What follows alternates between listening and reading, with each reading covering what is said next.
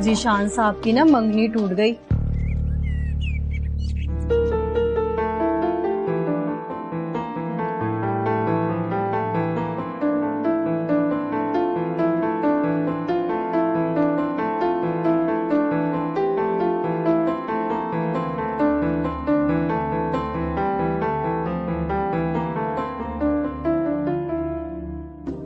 हाँ चल आ जाओ। ठीक है।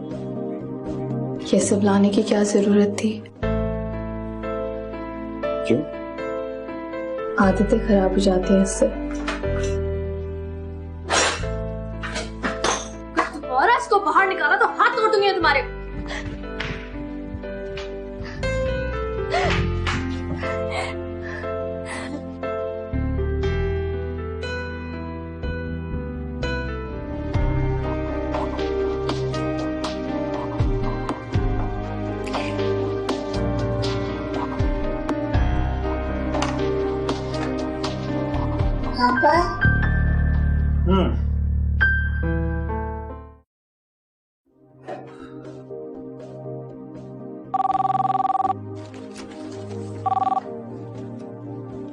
हेलो। हेलो जीशान, कैसे हो? मैं ठीक हूँ। रुमैसा बेडरूम में है? हाँ। उसे जरा कहोगे कि 2 कप कॉफी बना के ले आए हमारे लिए। मुलाजिम से कहो, वो दे जाएगा तुम्हें। इतनी रात को कहाँ उठते हैं मुलाजिम? इंटरकॉम भी करो तो नहीं उठाते। रात को इस वक्त मुलाजिम नहीं आ सकता तो रुमैसा कैसे आ सकती है? वैसे भी वो अभी काम खत्म करके आई है किचन का। हाँ तो क्या हो गया? जाग ही रही होगी, सो तो नहीं गई ना अभी? वो सो ना भी रही हो तो भी इस वक्त रूम सर्विस नहीं कर सकती। तुम्हें रस्म को कॉफी पीनी है तो तुम लोग बाहर जाके पी लो या फिर खुद बना लो। बाय। हमना का फोन था। हाँ। उन्हें कोई काम होगा, मैं जाती हूँ।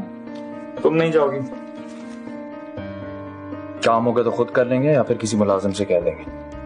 तुम इस घर की नौकर नहीं हो, उनके काम करना तुम्हारी जिम्मेदारी नहीं है।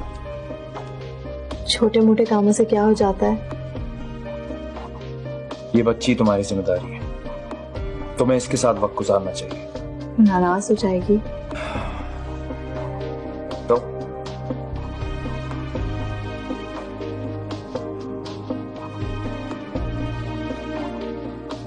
आप इसे सुनाएं, मैं बस 10 मिनट में उनकी बात सुन के आती हूँ। नहीं, मैं इसको नहीं सुलाऊंगा। ये तुम्हारा काम है, तुम खुद करो। जाओ माँ मम्मी के पास। वहां जाओ मम्मी के पास। नहीं। अच्छा ठीक है, मत सुलाएं, मैं ही सुला देती हूँ उसे। हमेशा से मैं ही सुलाती आई हूँ।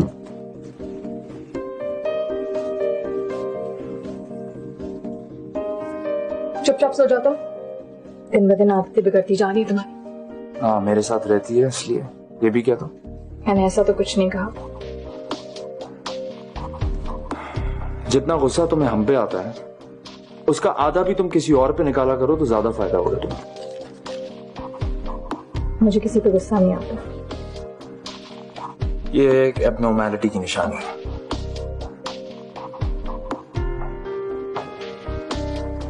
तुमने सोना है कि नहीं? नहीं। आपसे नहीं कह रही हूं मैं। सोना है कि नहीं सोना है तुम्हें? अब उसे उठा के पटक देना।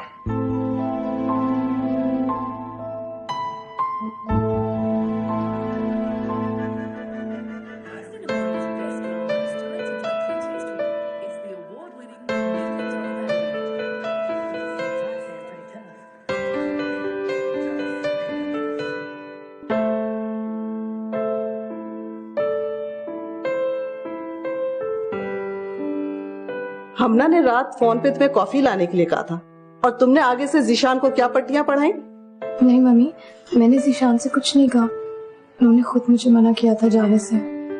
और तुम चुप करके बैठ गई। मम्मी मैं तो आना चाह रही थी, लेकिन उन्होंने तुम्हें जरा एहसास नहीं है कि हमना किस हालत में है। 4 दिन जीशान यहाँ आके क्या बैठ गया, तुम्हारा दिमाग आसमान पे चढ़ गया। नहीं मम्मी, ऐसी कोई बात नहीं है। आपको कोई जरूरत नहीं है ऐसे कुछ कहने की। जाके फिर जीशान को पता नहीं फिर क्या क्या कहेगी।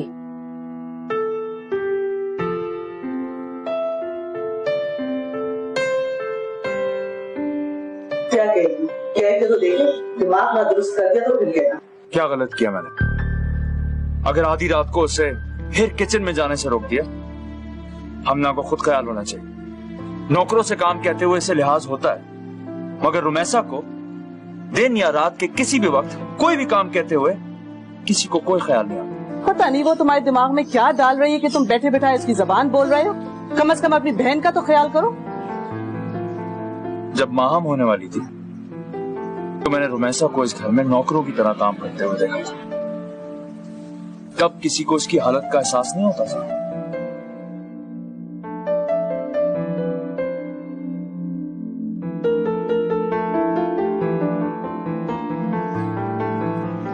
आप प्लीज इस तरह मत देखें मुझे मम्मी।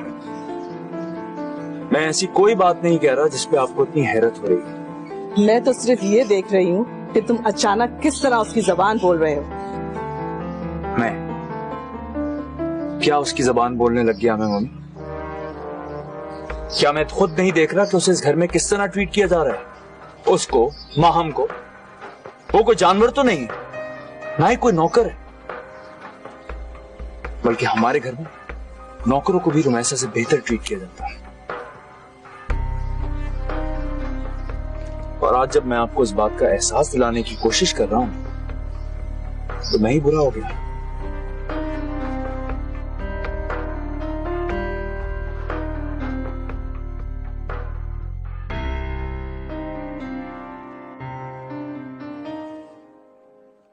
ये भी रख दो। हाँ रख दो।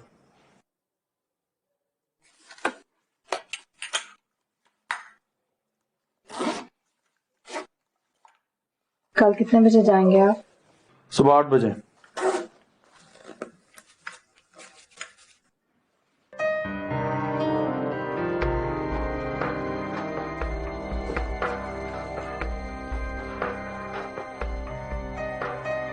सिर्फ जाने का ही पूछोगी, आने का नहीं?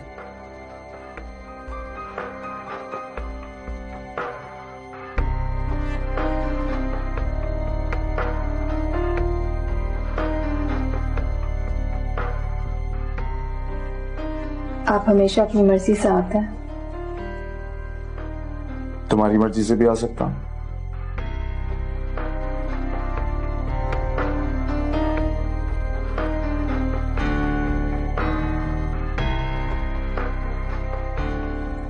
आप इतनी देर यहाँ रहे हैं, अब कहाँ आएंगे इतनी जल्दी?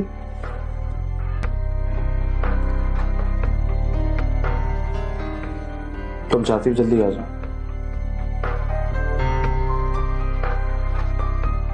आपकी मर्जी है। और तुम्हारी क्या मर्जी है?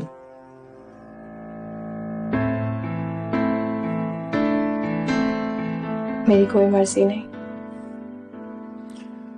हाँ वो तो मुझे पता है, लेकिन उसके अलावा कोई मर्जी?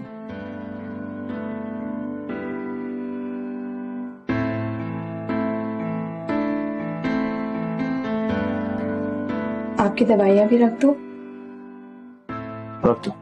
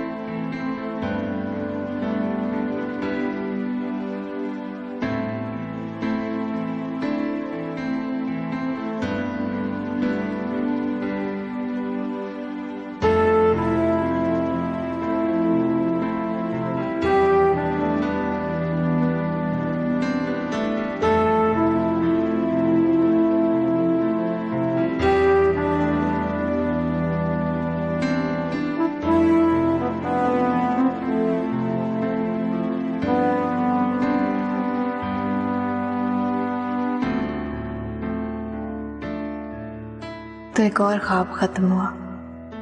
एक बार फिर जिंदगी वहां आकर रुक गई जहां से चली थी।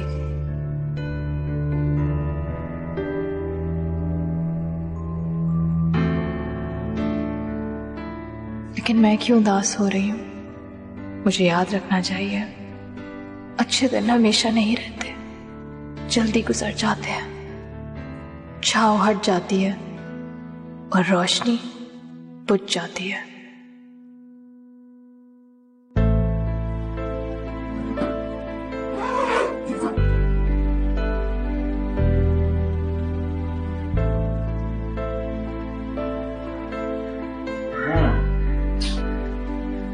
How are you, baby?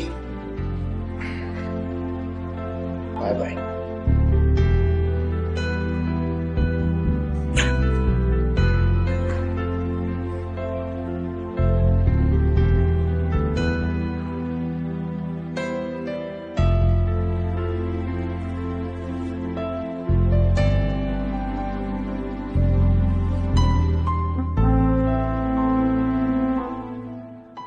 अपना ख्याल रखिएगा।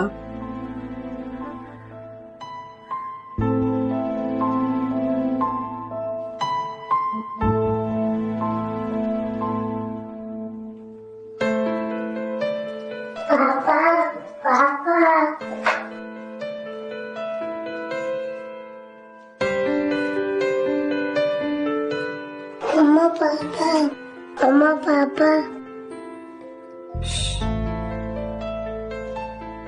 माँ, पापा चले गए, अब वापस नहीं आएंगे।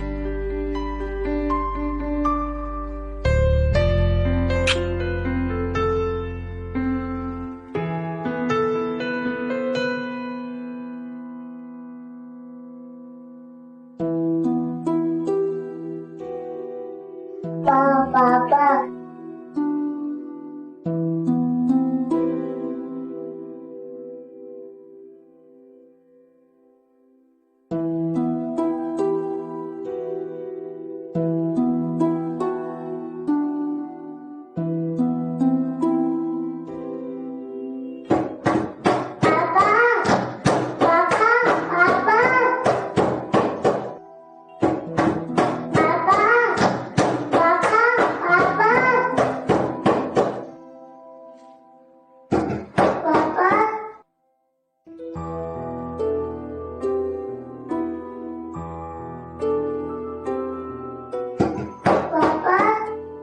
माँ,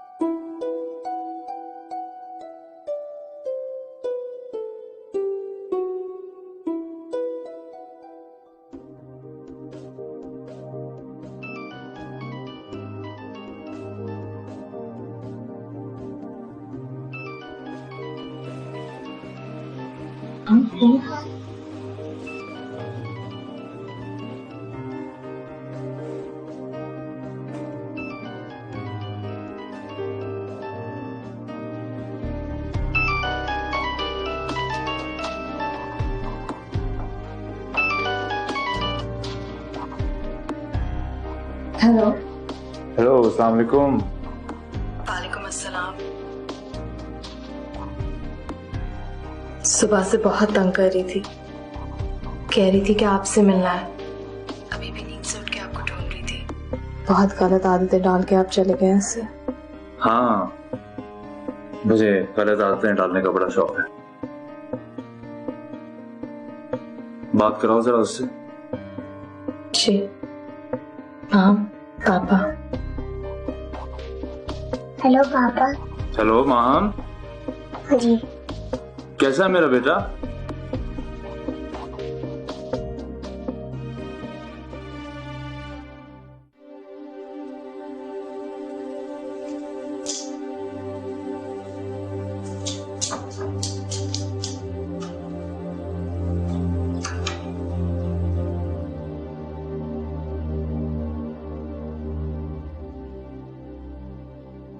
जब वो यहाँ था तो कभी दरवाजा नहीं देखना पड़ता था मुझे, खुला रह जाता तो भी खौफ नहीं होता था कि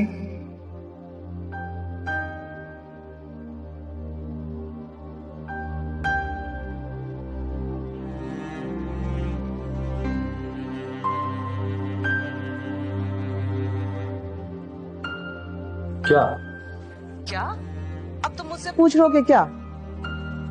मम्मी मुझे वाकई नहीं पता आप किस चीज के बारे में बात कर रही हैं। तुम्हारी मंगनी की बात कर रही हूँ, और किस चीज के बारे में बात करूंगी? अच्छा क्या मतलब है? मैंने उन लोगों को इस वीकेंड पर बुलाया है, तुम भी आ जाओ ताकि दोनों तरफ से रस्म हो जाए। मम्मी मैं इस वक्त बहुत बिजी हूँ, मेरे लिए कराची वीकेंड के लिए आना पॉसिबल नहीं है। वैसे मैंने इतनी लंबी छुट्टी के बाद ऑफिस ज्वाइन किया है, मैं रोज रोज छुट्टी लेके तो नहीं आ सकता ना। तो हम आ जाते हैं वहाँ और उन लोगों को भी वहीं बुला लेते। यहाँ कौन सा टाइम है मेरे पास? अब तुम मुझे टालने की कोशिश कर रहे हो। मैं ऐसी कोई कोशिश नहीं कर रहा हूँ, अलबत्ता आप मुझे समझने की बिल्कुल कोशिश नहीं कर रही हैं। तो तुम समझाओ मुझे, क्या समझने की कोशिश करूं?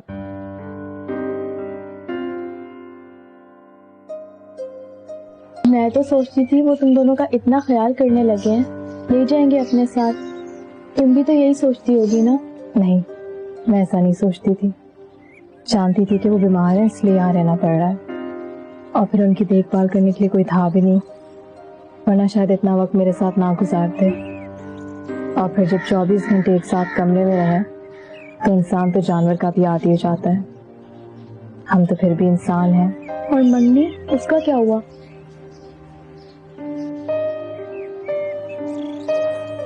वो मंगनी तो खत्म हो गई। अब एक और जगह बात तय की है मम्मी ने। इस बार जब ईद पे आएंगे तो शायद निकाह या मंगनी हो जाए। मैंने उन लोगों को इस वीकेंड पर बुलाया है, तुम भी आ जाओ ताकि दोनों तरफ से रस्म हो जाए।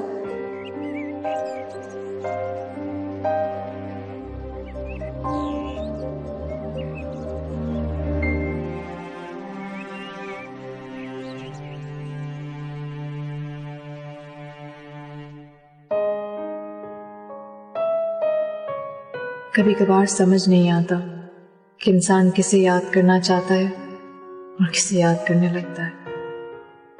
पता नहीं दिन में कितनी कितनी बार मैं फोन को देखती हूँ कि शायद अब उसका मैसेज आ जाए या उसकी कॉल आ जाए।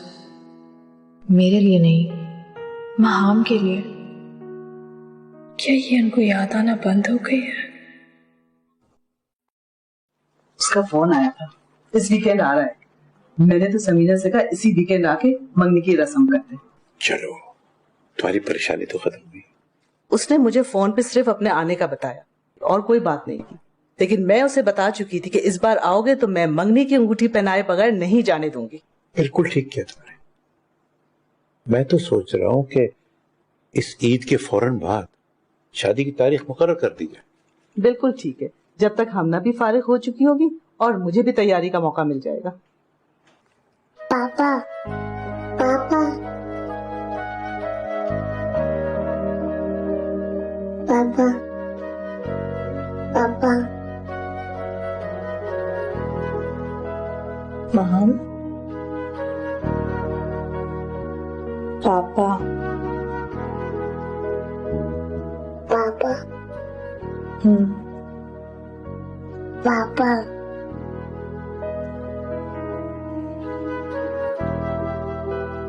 पापा,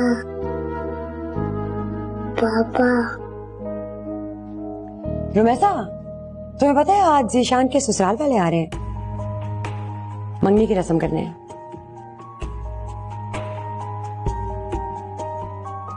जो जो बनवाना है मैंने सब लिख दिया है और सामान भी मंगवा लिया है। खाना 10 बजे तक तैयार हो जाना चाहिए, वो लोग 11 बजे तक आएंगे। जीशान पहुंच जाए तो फिर मैं उनको इत्तला करूंगी। अच्छा हुआ तुम आ गई, मैं तुम्ही को बुलवाने वाली थी। सारा खाना अपनी निगरानी में बनाना, खास तौर से स्वीट डिश। इन लोगों को कोई गार्निश वगैरह करना नहीं आता। जी बस जाओ। मुझे दिखा।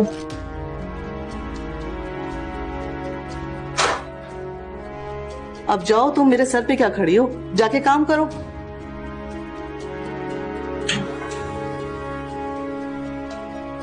तुम्हें एक दफा मना करती हूँ तो असर क्यों नहीं करता तुम पे? सुनती क्यों नहीं हो? क्यों नहीं कुछ असर होता तुम पे? बहुत जालिम माँ हो तुम।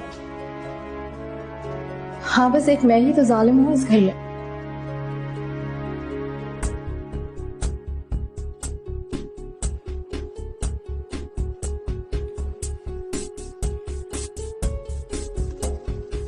ये तुम्हारी माँ को क्या हुआ है?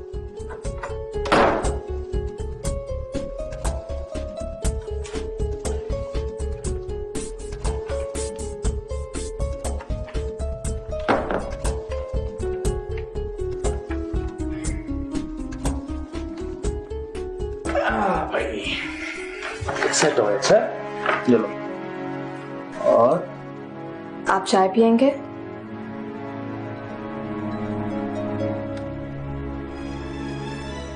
तुम कैसी हो? क्या खाना खाएंगे?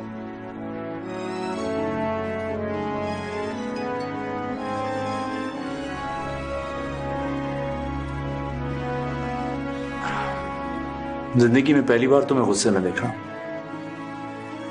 मुझे यकीन नहीं आ रहा। मुझे गुस्सा नहीं आता क्योंकि मैं पागल हूँ। बहुत जल्दी ख्याल आ गया।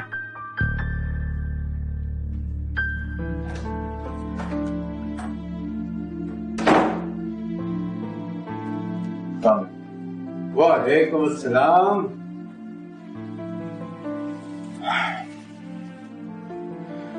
अच्छा हुआ तुम जल्दी आ गए। तुम्हारे कपड़े तुम्हारे कमरे में पहुंचा दिए, तुम जरा चेक कर लो उनको। कपड़े किस लिए? तुम्हारी मम्मी तुम्हें सरप्राइज देने वाली है आज। तुम्हारी मंगनी के लिए ससुराल वाले आ रहे हैं। तुम्हें बताया तो था मैंने कि इस बार आओगे तो वो लोग मंगनी करके जाएंगे। मम्मी, मैं रुमैसा और माहम को लेने आया। क्या मतलब? कहाँ ले जाने के लिए आए? उन्हें अपने साथ अपने घर ले जाने के लिए आया। बेटा, हमने तुम्हारे ससुराल वालों को बुलाया है मंगनी की रस्म करने के लिए। आपने मुझसे पूछा? तुम्हें कितनी दफा तो बताया मैंने कि तुम्हारा रिश्ता तय कर दिया है, इस बार आओगे तो वो लोग भी आके। मम्मी, मैंने बहुत सोचा इस बारे में।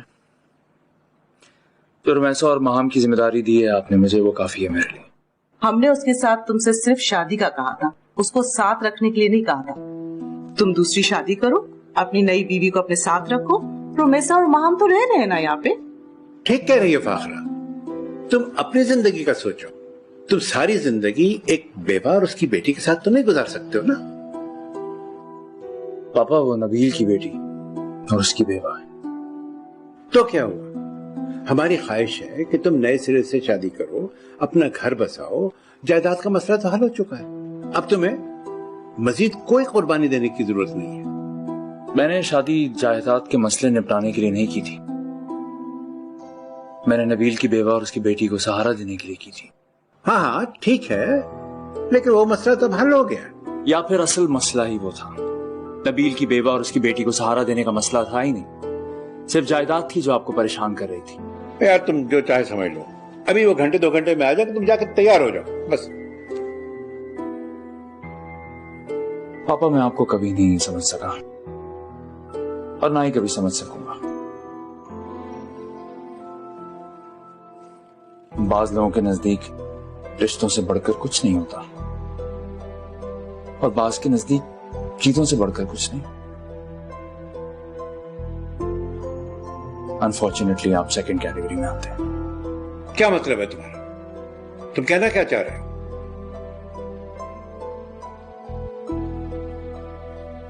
मैं ये कहना चाह रहा हूं कि आप एक बेहद खुदगर्ज इंसान हैं।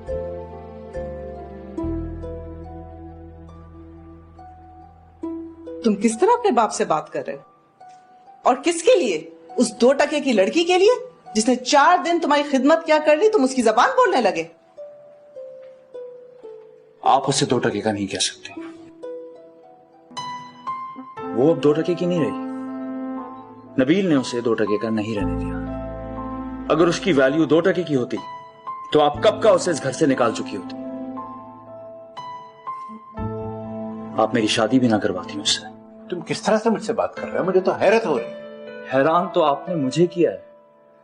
मैं सोचता था आपको रुमैसा और नबील की बेटी की परवाह होगी, मगर मैं गलत था। शायद खूनी रिश्ते वाकई कुछ नहीं होते, सब कुछ पैसा ही होता है।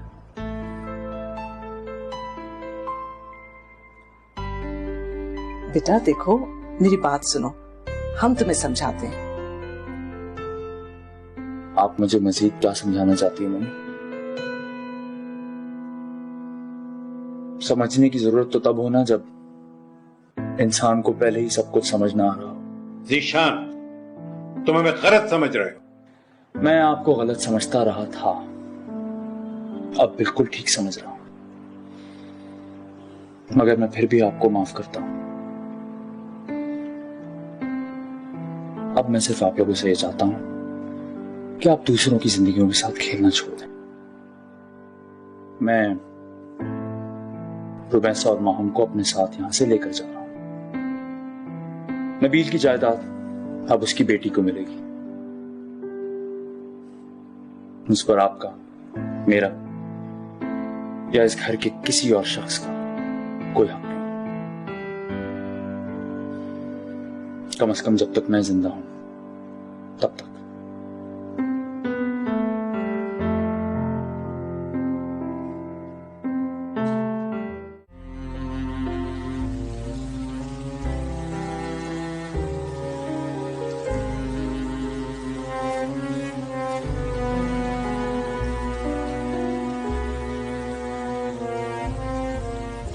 सब कुछ कितना खूबसूरत लग रहा है।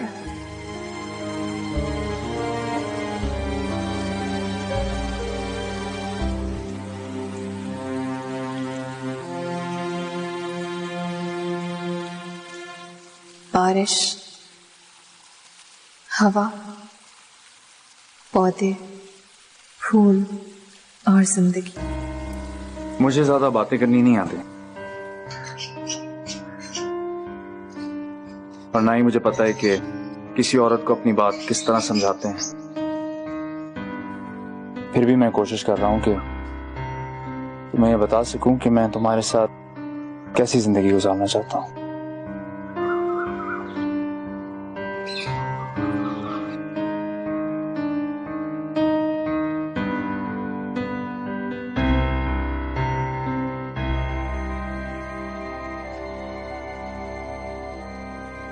मैं जानता हूं नबील तुमसे बहुत मोहब्बत करता था,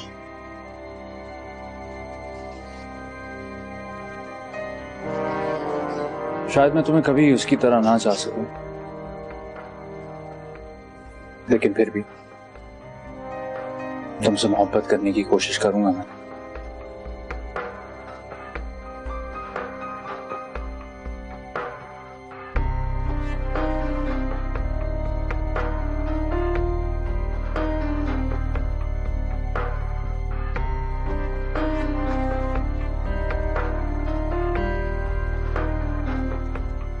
नफरत मैंने तुमसे कभी नहीं की, बस मेरा जहन उस शौक को कबूल नहीं कर सका। मैं उस जबरदस्ती वाले रिश्ते की वजह से उलझा हुआ था, लेकिन बहरहाल मैं कोशिश कर रहा हूं कि जो जिम्मेदारी मैंने उठाई है उसे निभाऊं।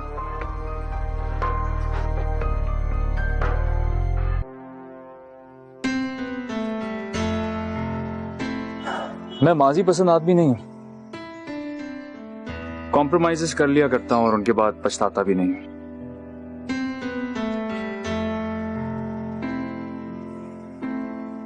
मुझे लगता है तुम्हारे साथ मेरी जिंदगी अच्छी गुजरेगी, क्योंकि तुम में बहुत सारी क्वालिटीज हैं।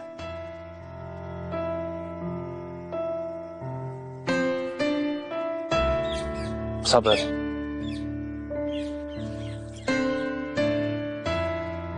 बर्दाश्त, हौसला।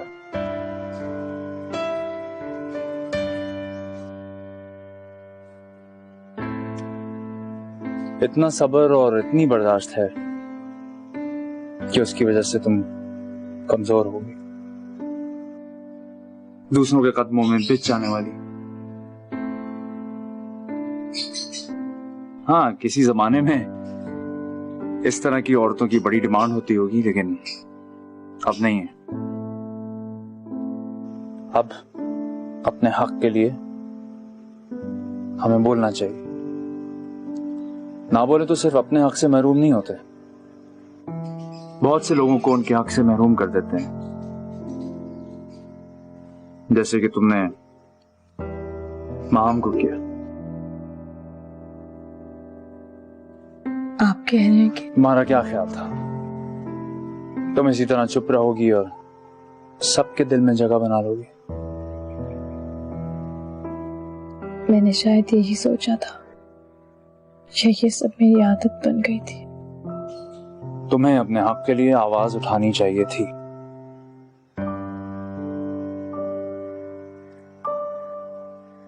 नबील की जायदाद के हवाले से खुद फैसले करने चाहिए।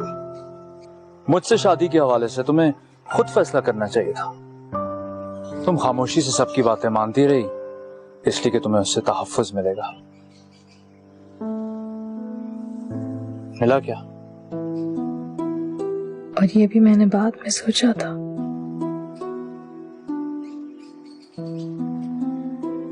मैं आज का मर्द हूं रुमैसा।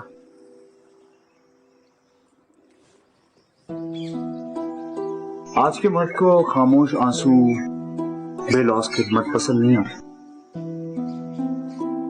उसे जिंदगी में अपने साथ कंधे से कंधा मिला के साथ चलने वाला साथी चाहिए होता है, सिर्फ ऐसा साथी नहीं जो बोझ के अलावा कुछ ना हो। और ये भी मैंने बाद में सोचा था। ठीक कह रहे हैं आप, जो भी कह रहे हैं।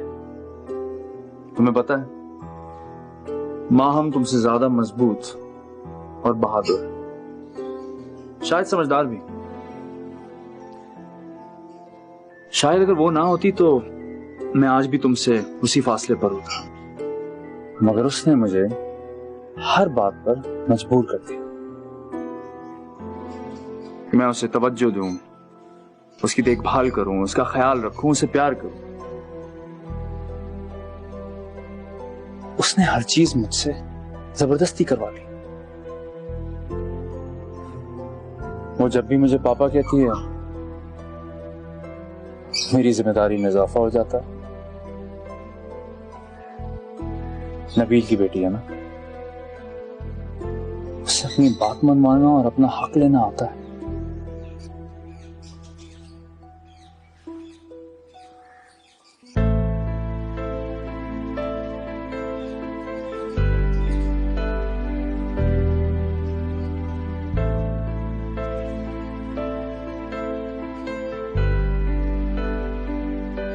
ये सब मैं तुमसे दोबारा कभी नहीं कहूंगा।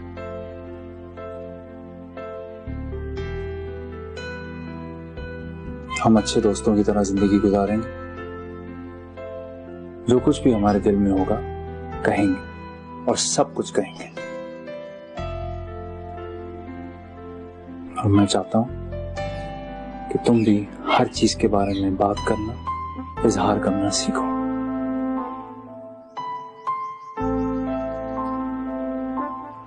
हर चीज के बारे में? हाँ, हर चीज के बारे में। नबील के बारे में भी बात करना चाहती हो तो कर सकती हो, मुझे कोई एतराज नहीं होगा। नबील के बारे में, उसके बारे में भी?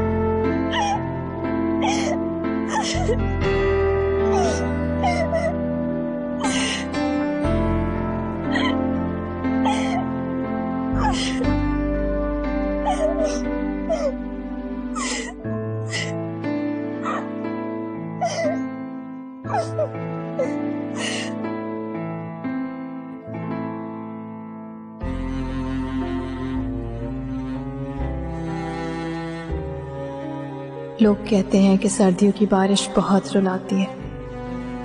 ऐसा हर बार थोड़ी होता है।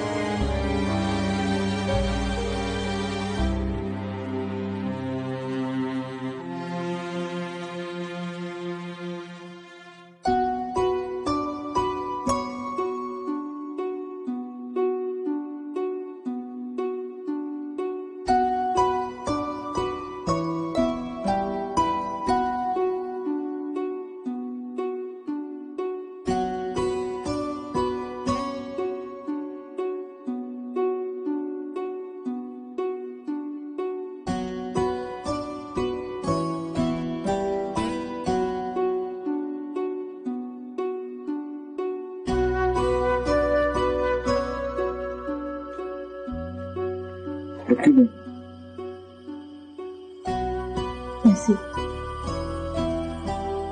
मुझे याद आ गया था। क्या?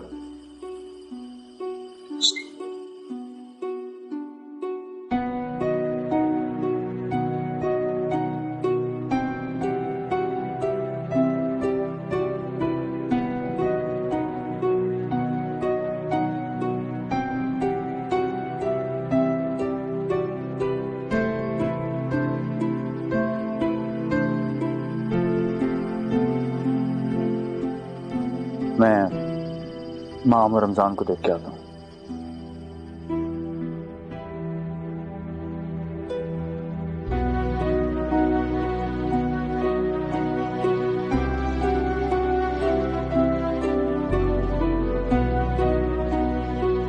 तुमने कभी सुबह का सितारा ढूंढने की कोशिश की है? नहीं अब्बा, वो क्या होता है? आसमान पर तो बहुत सारे सितारे होते हैं। सुबह का सितारा सबसे रोशन होता है। इतना रोशन? इतना रोशन कि उसकी चमक के सामने कोई ठहर नहीं पाता। ढूंढो, आसमान की तरफ देखो। अच्छा मैं ढूंढती हूँ, लेकिन मुझे तो नजर नहीं आ रहा। बहुत करीब है, गौर से देखो। दिल से देखोगी तो नजर आएगा ना।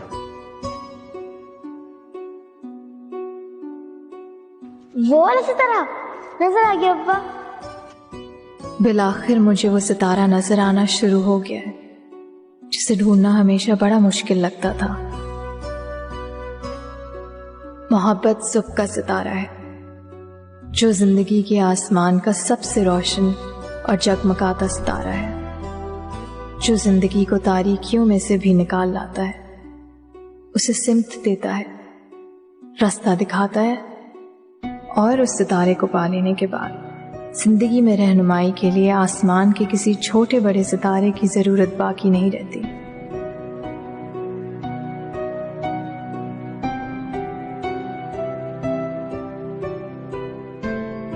तुम आज फिर सुबह का सितारा ढूंढ रही हो?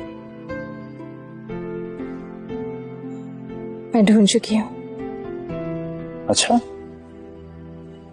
बताओ फिर कहाँ है? आपको भी वक्त लगेगा,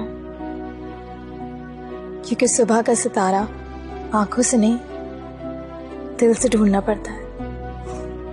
दिल से?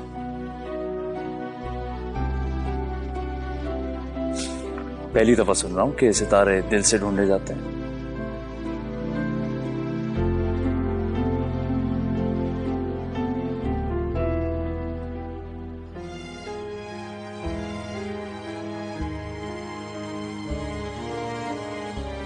मुझे भी बहुत देर में पता चला